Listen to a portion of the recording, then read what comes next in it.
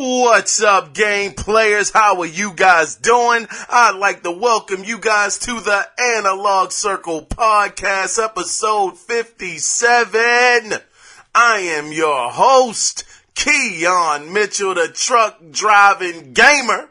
That's right, folks, yes. And I want to welcome you to another episode of the Analog Circle Podcast. Now, if you guys want to listen to some previously recorded episodes of the podcast, you can find it over on Stitcher, SoundCloud, iTunes, Audio Mac, iHeartRadio, Google Play. It's out there, people. Yes. Or if you want to get in contact with the show, you know how to reach. Well, maybe you don't. I'm going to tell you, you can reach the show two different ways. You can either call the show at 443-261-4607 to voice your opinion, or you can email the show at the Analog Circle Podcast at gmail.com. Brother, let me tell you something, man. I just got off of the road. I was in Pittsburgh, PA. God dog it. Those Pittsburgh streets are not suit for a 53-foot trailer. God darn it. I went through so many trials and tribulations out there. It was rough. It was tough. But I made it through, God dog it. Anyway, I gotta tell you something, man. I got in the house, right? You know, I had to get the road up off of me. I had to wash the road up off of me. So, have you ever taken a shower? Because I took a shower before I did the podcast. But have you ever taken a shower and the suds start getting to the bottom of the tub and you start slipping a little bit where you can't get any good footing out on the doggone tub, man? I think I'm gonna have to get some grips. I've never had this situation happen, but I'm in there washing, having a good time, feeling good about myself, and I must have caught a bad corner on the tub, and I almost did a split up in that joint, brother. But man, just be careful when you're sudsing in the shower. Anyway, God dog it. Anyway. What have I been into? Let me tell you something, man. I've been playing Watch Dogs 2, and God dog, I gotta say, Ubisoft actually put together a really interesting game. I have been looking at some comparison videos from GTA 5 versus Watch Dogs 2, and I gotta say, GTA 5, yes, it's a much older game, which really tells how beautifully made Rockstar made the game. I mean, it's 5 years old now?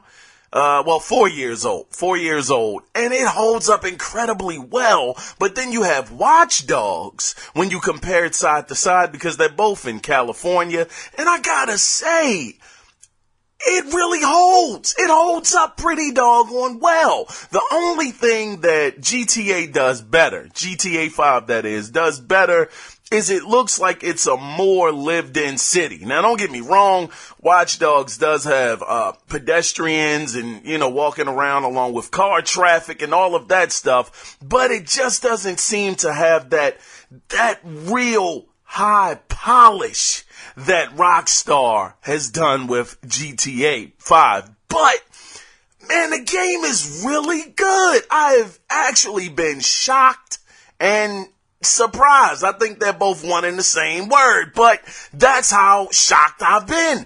I've really enjoyed the mission structure. I've enjoyed the characters. I've enjoyed the stories.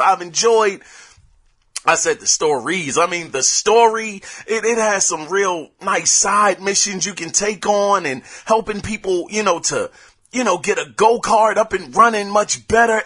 It's good, man. I've enjoyed the drone and the little robotic, what is it called? The thing on two wheels or whatever, and it just rolls around and you can get in the vents and spy on people. It's been such a good ride, man. I've really been enjoying it. Gameplay is very smooth. Voice acting is cool. It continues to hold my attention. So I mean, God, dog, kudos to Ubisoft for making a really good game. I think you guys should check it out. Like I said, I got it for like $33 at Best Buy. And man, I gotta say, it was well worth the money.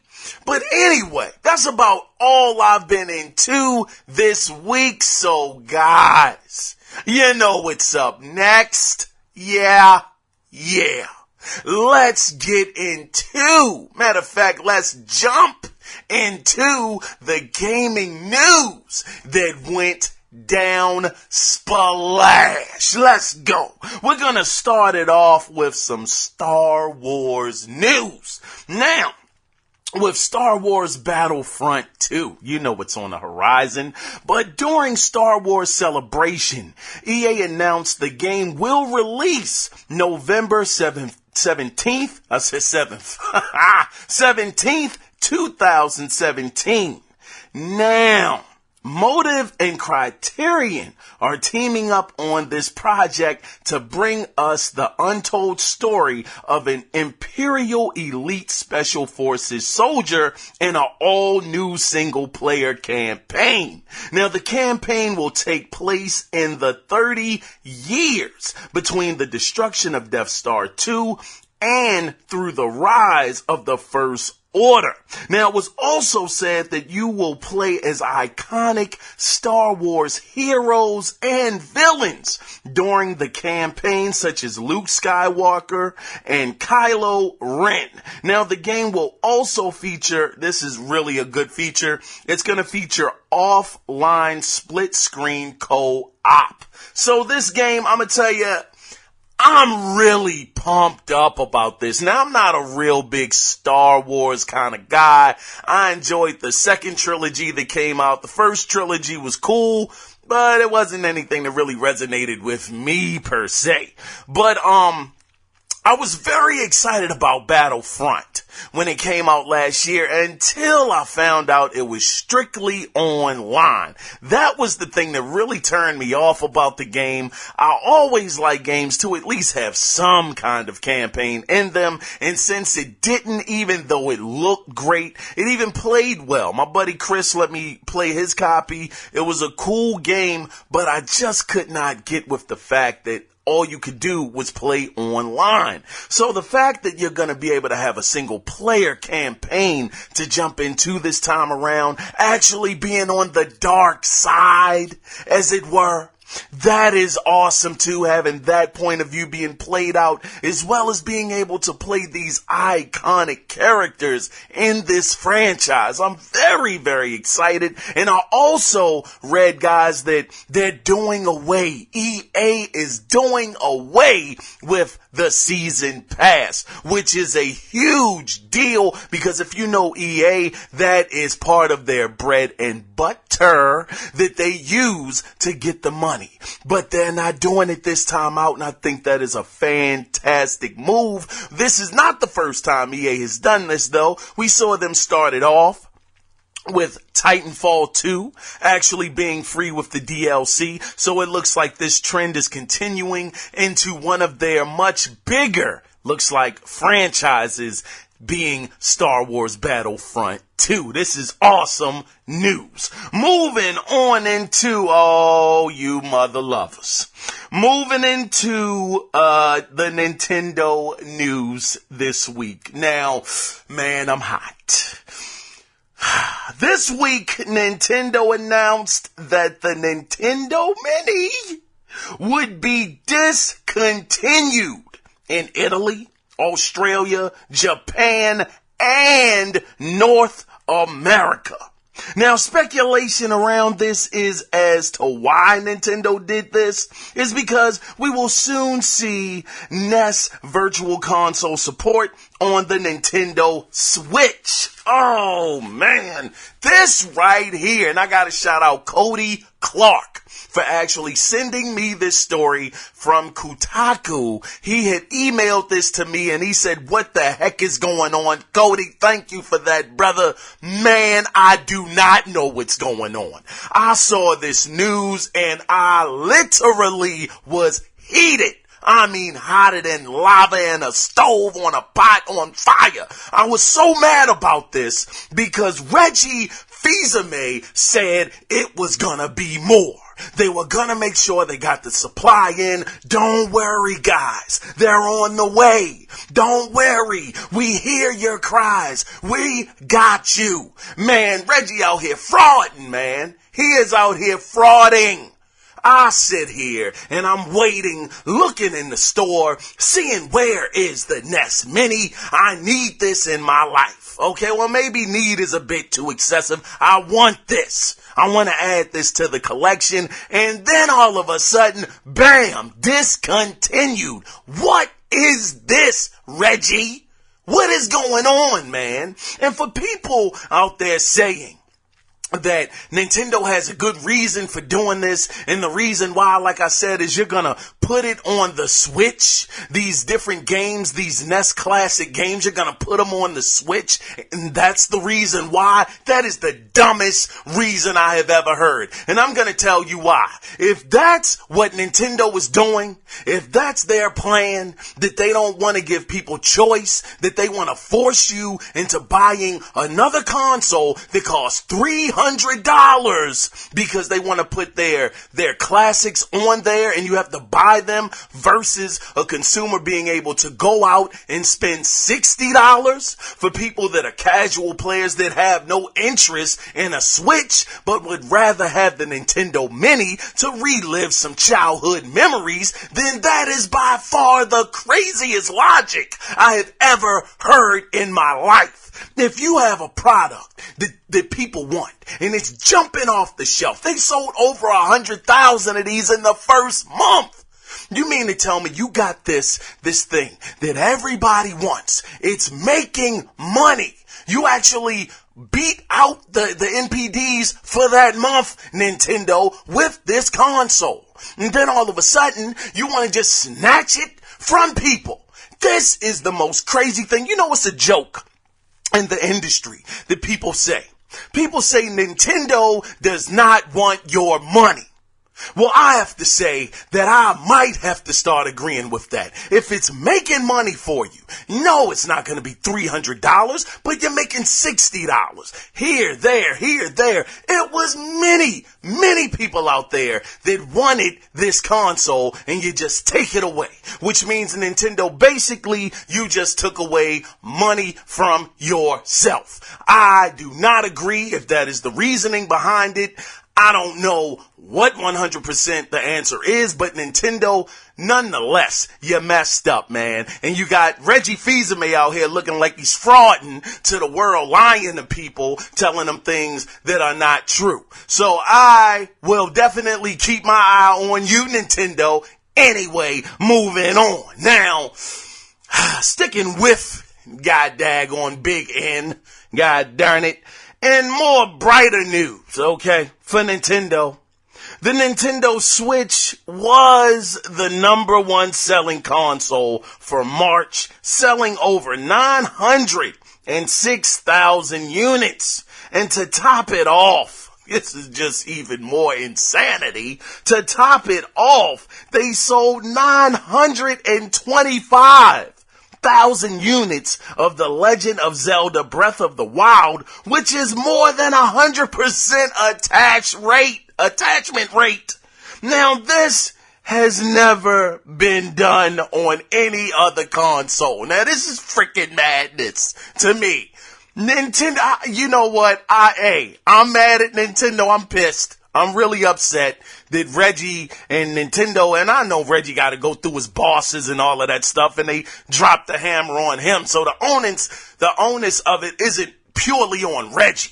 I understand that you got to go through channels and all of that stuff, but he is the mouth and the face of the daggone company next to Miyamoto. And anyway, I'm sidestepping. Anyway. This is amazing in itself. No, I don't think anybody, well, I'm kind of shocked. I wasn't sure if the Switch was going to take off like a rocket out of the gate, but almost selling 1 million units its first month out, beating the PlayStation 4 and the Xbox One. Really amazing. Great job, Nintendo. And to have the attachment rate, I don't know if any other platform has the attachment rate that Nintendo has. I mean, what did Mario Kart sell? I mean, don't mark my numbers as fact, but god dog, some astronomical number like 8 million. Mario Kart 8s. And I mean, you got an install base on the PlayStation 4 side of 50 plus million, teetering on 60. And Horizon Zero Dawn just sells a little over 2 million. I mean, crazy. Anyway, congratulations, Nintendo, for being the number one selling console, even though you dropped the darn ball on the daggone Nintendo Mini. Anyway. Moving on, god darn it, cause my blood is boiling, brother. Okay, alright. Now, if you're a console game player and have been wondering when Conan Exiles will release, well, it will release. Man, I'm still stuck on Nintendo. I can't lie. I'm gonna try to move on, god darn it. Alright. Conan Exiles will release, it's gonna release first on Xbox One in early access, which is, being reported by VG, charts, VG 24/7 is reporting, and it will actually release on PC and PlayStation 4 and Xbox One officially in 2018. But at this time, no firm date was given. Now, if you weren't aware, Conan Exile is actually a first-person survival game based on the pulp fantasy universe. This game actually looks interesting. It got a little bit of buzz for, some personal parts being seen and all of that stuff. Anyway, I don't even want to dwell on that, but some people have been wondering about it, so don't worry. Next year, it'll be out 2018, no specific date, and if you're into that kind of thing, Xbox One will be getting it for early access this year. Moving on into the rumor rumblings. Yes, WWG thinks that Halo 3 could be coming to the PC. Now, this all stems from an event in Korea being hosted by AMD where they played a video to promote a new line of GPUs. And if you look at the video closely, you can spot a Halo 3 image. Now, some people believe that this will be a remake, but no word has come in from Microsoft at this time. So, it's possible PC could be getting Halo 3. I don't know if PC players really care about Halo 3 at this moment, even though Halo 3 was amazing. Great game. I mean, I thoroughly enjoyed it. I think some of the shine of it actually got shadowed because I was playing one of the Call of Duties, whichever Call of Duty came out that year during the Halo 3 release. That Call of Duty, I was like, golly, man, it's okay. It's pretty dope, but that Call of Duty had a brother wide open. So, I mean, PC guys, you might be getting this. No word from Microsoft, but we'll see how it comes out in the wash. Moving on into some Street Fighter news. Now, Ultra Street Fighter 2 will be released on May 26. Now, if you didn't know, the game will actually feature an online multiplayer mode. Now, this is coming out on the Switch, and the Switch at this moment in time, it's sold absolutely incredible. Can't take that away from them. Kudos to Nintendo. But man, the Switch is in desperate need of some games. So it looks like Mario Kart 8 is on the horizon. This is coming out next month. So it looks like it's going to pick up a little bit. Splatoon will be out real soon. So yeah, for any of you Street Fighter fans that have a Switch, don't worry. It'll be out May 26th. And man, Nintendo has online. I'm really curious to know how serious Nintendo is going to be with their online service, because this is not going to be free. This is not going to be like PlayStation 3 era. You're going to have to actually pay for this online service. And I've been told that they're giving one free game a month. that you get to keep for that month, and then they take it away and they give you another one. I mean, I don't know. That's a little shaky already for me. I don't know how well that's going to go when you have Sony and Microsoft that whatever games they give you for that month, it stays in your library until you actually discontinue your services with them. So with Nintendo, with Nintendo doing this, it's a bit of a red flag because the competition is doing something to me that is a little better by letting you keep the games for as long as your subscription is active. And if you get a game from Nintendo with this service, you know you only have 30 days to beat it. So you gotta be locked in and ready to play because it'll be being swapped out. But who knows? That could change in due time, and you know, maybe they'll let you keep it. But from what I understand at this moment, that is the actual plan going forward with their online service. But we'll see if Nintendo takes it seriously, and I'm sure people who pick up Ultra Street Fighter 2 will definitely be reporting on it. So hoping Nintendo gets it right. Moving on into some Sony news. It looks like, this is, man, I'm telling you, they already on it. Now, it looks like the PlayStation 4 Slim is getting an upgrade. Yes, an upgrade to its hard drive. Now, according to the official PlayStation Twitter account, you will be able to purchase a 1 terabyte PlayStation 4 Slim for $300.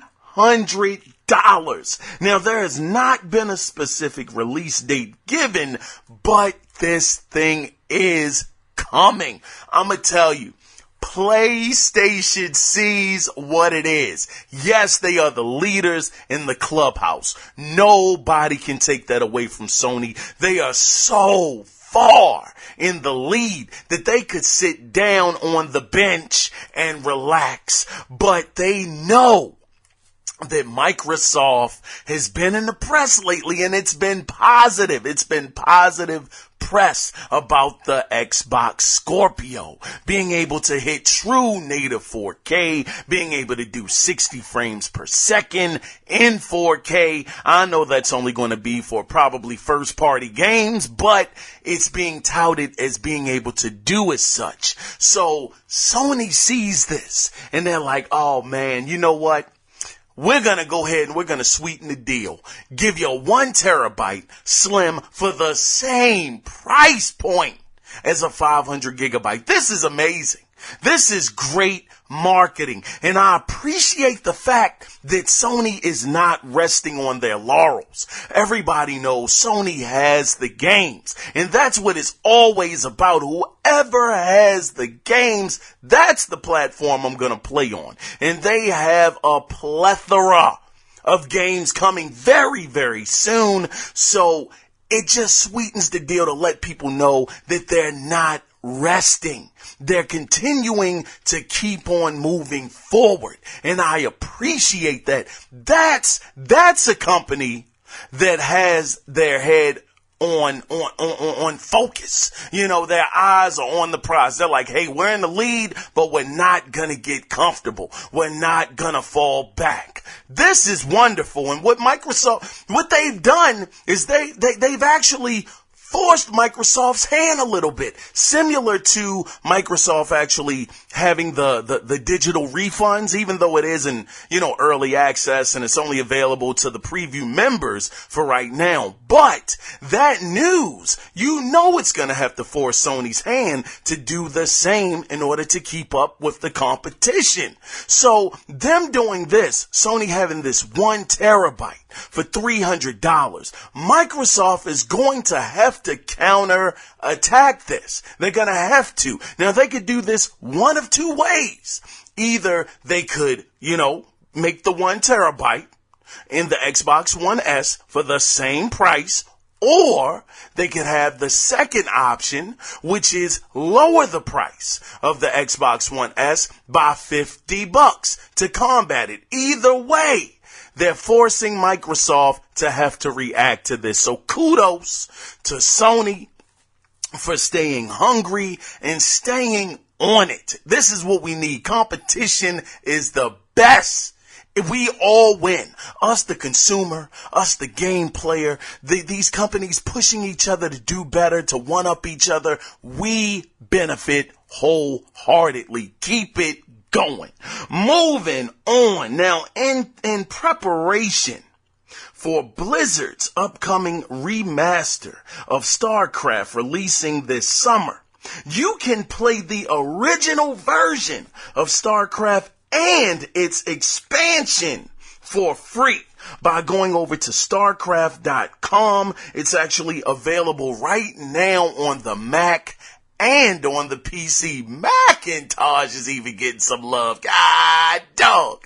I love it, man. Now, I gotta say, I have never played StarCraft. I haven't really been into those kind of games. I hear it's an amazing game. I think it was back on the N64 or something like that. A buddy of mine was telling me he played it and he loved it so much that he had bought a laptop to play it on the doggone laptop. So, I mean, and he's very choicey about the games that he gets. So StarCraft is one of those games that has been around for years. So you can't be an average game to stay in the game for this many years. So for any of you PC guys out there who haven't tried StarCraft or are getting a little interested, guess what? You can get it for free. It's not going to cost you a nickel. So go ahead and get at it, buddy. Go ahead and do your thing. Moving on. By the way, before I forget, I just got to let you guys know, Full Throttle has been released on the PlayStation 4. Go get it, god darn it, go get it. I'm telling you, this was one of the greatest point-and-click adventure games I played on the PC back in the 90s, brother. It was so amazing. Ben was such a cool character. It was the first time I'd ever seen a biker gang. I was pumped up about it. I mean, the voice acting was good. I'm picking this up. Like I said, I just got back off of the road. I got to be back in to the job at 3 a.m. this morning, going to, where am I going? Salem, Virginia. Actually going down to Virginia and pick up some freight and probably going to end up in North Carolina somewhere. But I have to get this. I implore anybody out there who's a fan of Tim Schafer's games, definitely give this a try. I believe it is $14.99. Anyway, moving on into some more PC news, which is really cool. Now, Bayonetta. Yes. Bayonetta has sold 102,000 copies since it was released on the PC. And matter of fact, that was in its first week. Matter of fact, it sold 102,000 copies in week 1, which is amazing. God darn it. Now, yes, it is very surprising. Yes, it is. But, PC game players, because of this, they're hoping that Platinum Games will release Vanquished next. Now, so much so that a Platinum Game co-founder said, and I quote this, "If it were up to us, we'd port all of our games to PC, but it all depends on the publisher." End of quote. Now, Bayonetta on the PC is $19.99 on Steam. So, man, I mean, incredible. This game is, man, Bayonetta is what, 7, 8 years old? I might be giving it more age than what it is, but it is just phenomenal. And I know I was reading some of the comments and people were saying they were happy to be playing it and not being capped at 20 frames per second and 30 frames and all of that stuff, but being able to play it at a buttery 60 frames. Man, that is awesome. So for any of you guys on the PC, like I was saying, maybe, just maybe, Vanquished will be next. These numbers are nothing to sneeze at. These are very good numbers because it's only going to sell more and more. And they said that the sales were actually a little slow. It was a slow uptake, but once, I guess, word got around, man, week later, 102,000 copies sold. Kudos to daggone Bayonetta. Moving on into some more news. Now this isn't for everyone, but I found this interesting. Now, this is actually on the PC side. Now, this leans, more towards pro PC gamers, people who are in real life competitions and trying to get that bread. Now, a company by the name of Thermaltakes has made a new gaming mouse named Ventus X Plus gaming mouse. It's called the Ventus X. It's spelled Ventus. Now, what this mouse does is something, it's quite unique. It actually records a few basic metrics like distance traveled, mouse speed, clicks, actions per minute, and liftoffs, which is when you lift your mouse off the desk so you can move it without moving the cursor. Now, those stats are then transmitted over Bluetooth to Thermaltakes eSports Plus professional desktop or mobile app, where you can review your performance or compare your mouse styles to pros.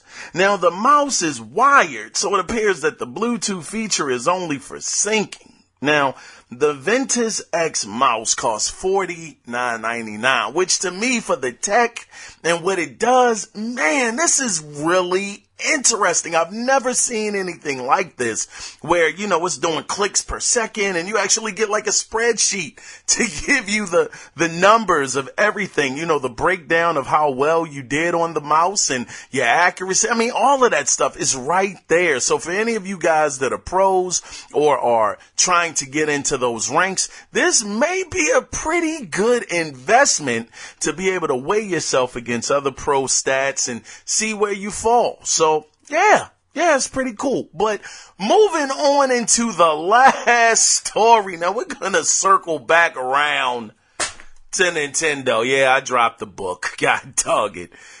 It's been, since this, now I'm flying off the cuff. I don't have anything written down right now. I'm just trying to go off memory. But it is being reported that Nintendo is going to be making a Super Nintendo Mini Classic. Now, since they have taken the daggone original Nintendo away, they're going to do this, the Super Nintendo Mini. Now, they're saying that this is supposed, excuse me, I'm hiccuping and everything. They're saying that this is supposed to be out by Christmas. I want to get excited. I want to, but it's going to take me a minute to get over this Nintendo Mini debacle. Okay. Now, I think it's cool. I think, it's a lot of great games that I enjoyed on the Super Nintendo. One of my favorite systems of all time as a kid. I thoroughly enjoyed it. Graphics were amazing. One of the greatest games I ever played on the platform, Out of This World, was released on there, which was, my goodness, for the time, it was jaw-dropping amazing. I don't know what happened to Dolphin Software, but God darn, you want to talk about an innovator in gaming cinematography. I mean, shoot, they were doing things that Kojima was doing years before Kojima actually made the Metal Gear on the PlayStation. I mean, maybe not nearly as flashy, but, it had those kind of elements in their games. They also had another game, and I've talked about these before. Flashback was another game, but I played that on the Genesis.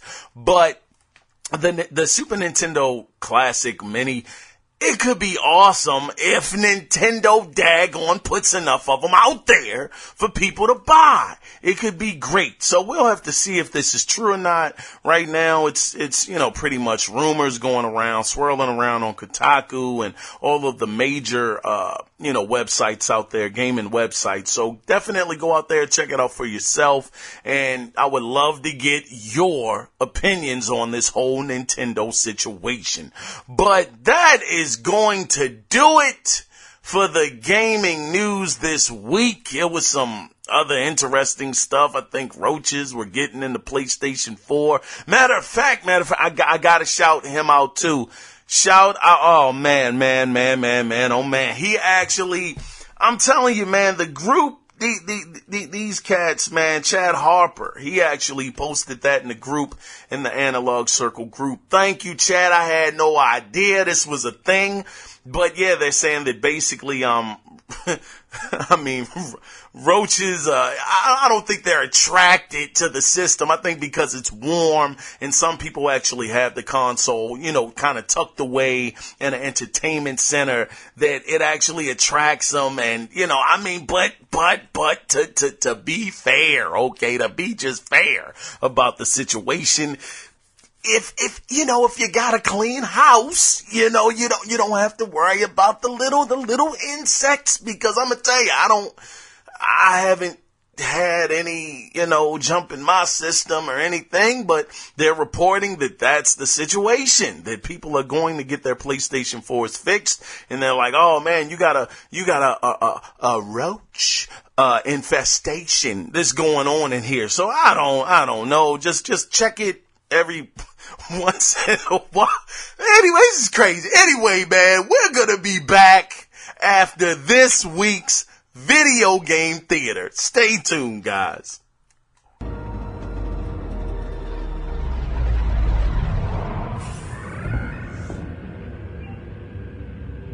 Master? Lord Tyrannus, an urgent matter has arisen that must interrupt your training. The Bando Gora has become a dangerous parasite. It must be eradicated. I believe you once had the opportunity to eliminate its leader. Why did you not take it? As an experiment? The experiment has failed. This deranged former Jedi has no place in my vision for the future. I expect you to correct this error. As you wish. And what of your plan for the clone army? Our cloners require a host. You must find an ideal specimen, perhaps among the galaxy's most dangerous mercenaries. I shall accomplish both of these tasks with a single stroke, Master. Yes. I look forward to completing your training, my friend.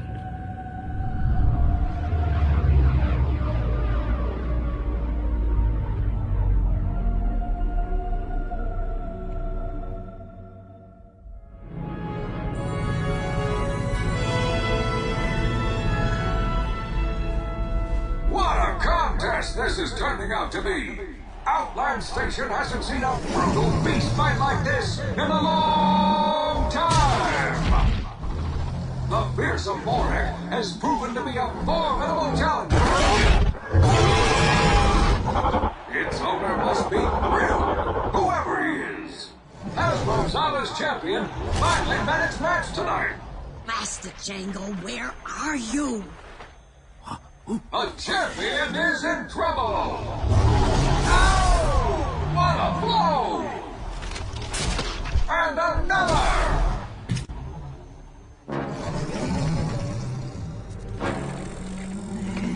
And the challenger wins! Oh, what a tremendous upset!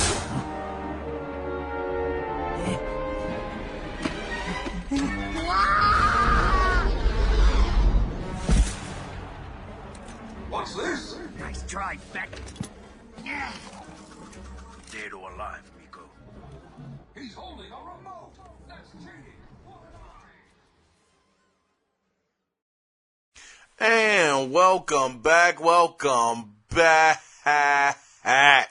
Man, that was, if you guys weren't aware, that was from Star Wars Bounty Hunter. A pretty good game. Pretty good Star Wars game. But, anyway, moving on from there, you guys that are familiar with the format of the podcast know that I have to ask you guys a question every week, and this is a question that has been plaguing me for quite some time. I would love to get your opinion on this, but the question I have for you guys this week is, should the Coalition and 343 be working on other projects? I think that the climate as it stands right now is Gears of War is one of those, Gears of War 4 was great. I loved it. I thought it didn't miss a step. I enjoyed every single moment of it. I thought the storytelling was great graphically. It was a beautiful game to look at. Same thing with 343 with the Halo franchise. I think that the Halo franchise has been, it's missed a couple steps, since 343 has taken over. It hasn't been quite as potent, but that's to be expected when you're dealing with a new developer. So I think that those two games, people are saying Microsoft are, basically running them into the ground. And I have to agree. And I think that it is a mistake for Microsoft to keep these two studios working on the exact same games over and over and over. You can, if nothing makes Microsoft look twice at this situation, look at what Guerrilla Games was able to do when Sony gave them the green light to actually work on a brand new IP outside of Killzone. They made an amazing game that is up for Game of the Year awards. That was never the case for Killzone. So I think that 343, they need to make a game that is theirs, that they're not piggybacking off of somebody else's idea or entity or identity.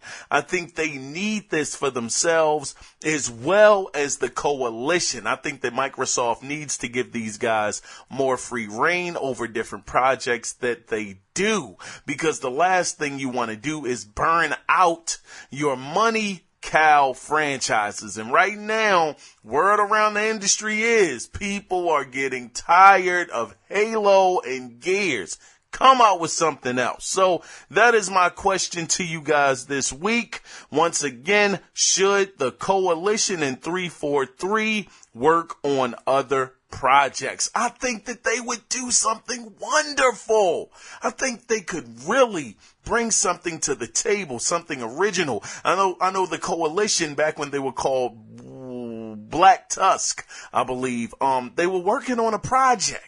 So nobody knows what happened to that project that they were working on before they became the Gears team. So I think that if Microsoft is trying to make changes, and Phil has done an amazing job since he's taken on the helm. I'm all tongue-tied and whatnot.